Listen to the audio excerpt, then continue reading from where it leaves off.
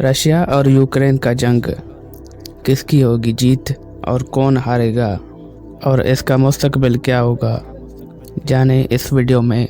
हमारे चैनल में आने के लिए एक बार फिर से खुशामदीद। दोनों ममालिक के दरमियान जंग का माहौल तकरीबन 1000 किलोमीटर तक फैला है। 24 फरवरी 2024 यूक्रेन और रूस के दरमियान जंग शुरू हुई।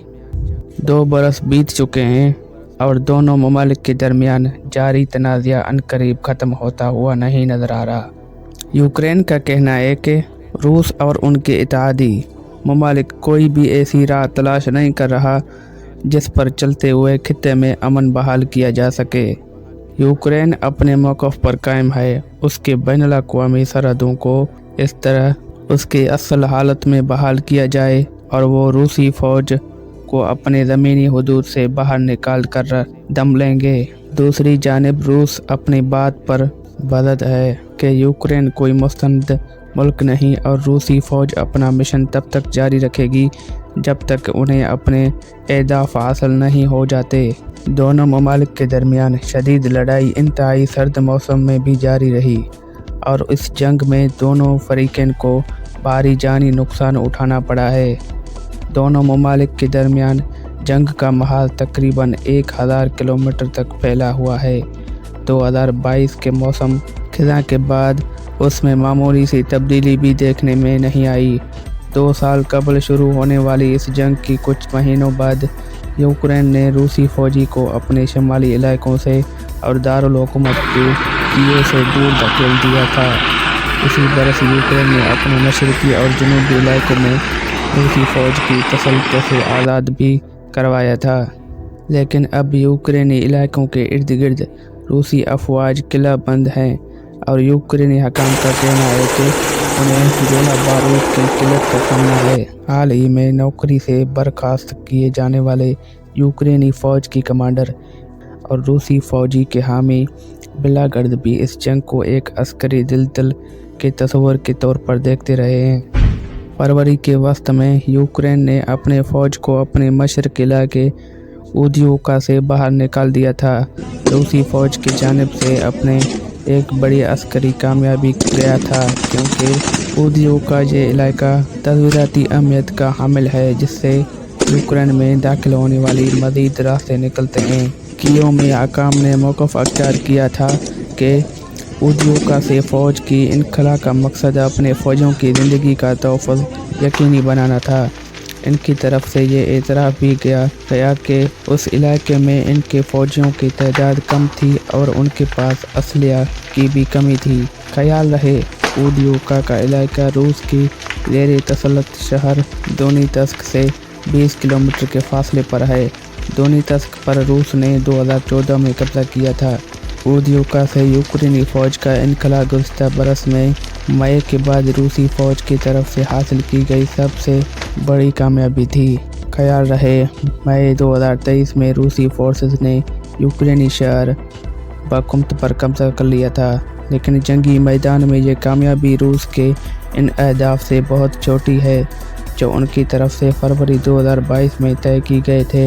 ये अहदाफ रूस की सरकारी मीडिया और रूस के हामी अस्करी ब्लॉगर्स के ज़रिए सामने आए थे और उनकी तरफ से ये भी प्रोपेगेंडा किया था कि रूसी फ़ौज अगले 3 दिनों में यूक्रेनी दारुल हुकूमत कीव पर कब्ज़ा कर लेंगे। इस वक्त तकरीबन 18% यूक्रेनी इलाके रूस के कंट्रोल में हैं और उसमें जज़ीरा नुमा के क्रीमिया का वो इलाका भी शामिल है जिस पर रूसी अफवाज ने 14 में कब्ज़ा किया था।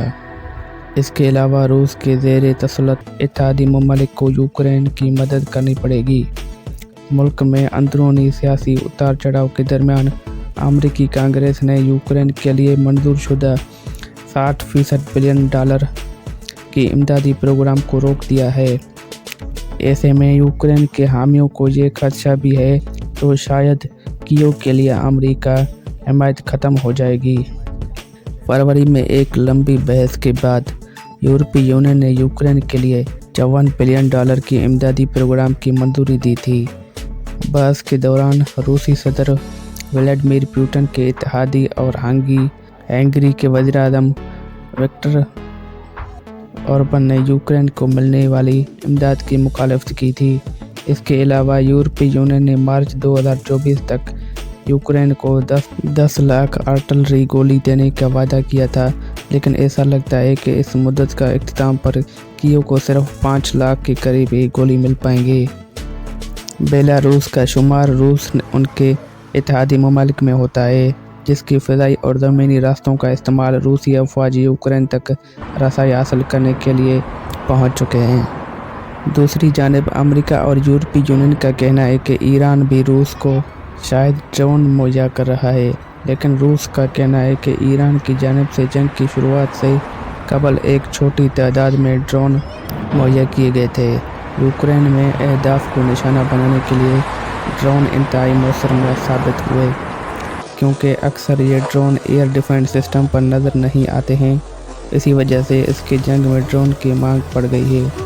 मगरबी ममालिक को ये उम्मीद थी इसकी जानिब से लगाई जाने वाली पाबंदियां शायद रूस को कमज़ोर करेंगी, लेकिन सबके बावजूद भी रूस अपना तेल फरोख्त कर रहा है और उसे अपने फौजी इंडस्ट्री के लिए साजो सामान भी मिल रहा है।